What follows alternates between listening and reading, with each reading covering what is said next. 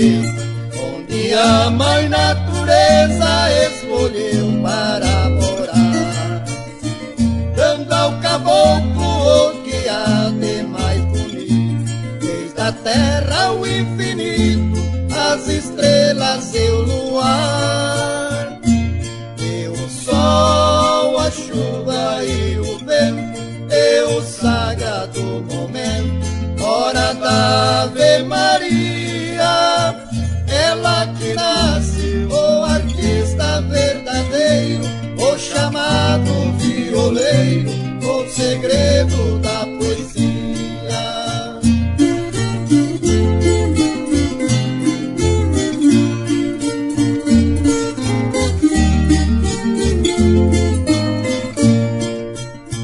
Este caboclo que hoje mora na cidade, quando lhe bate a saudade lá das terras onde nasceu,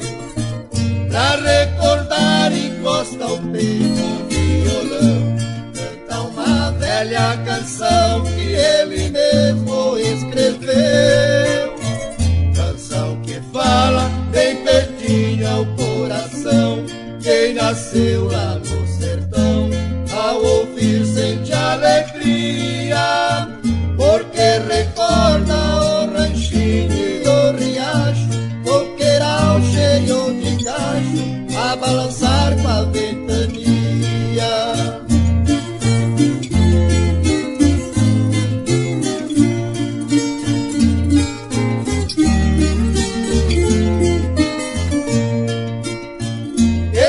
Caboclo que pouca gente admira, na verdade é um caipira com o dom de trovador,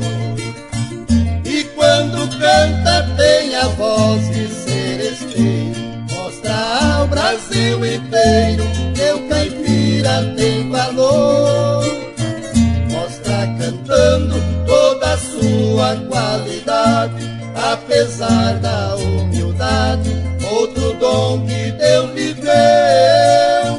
E o grande prêmio que o sertanejo conquista é quando morre um artista, sua canção não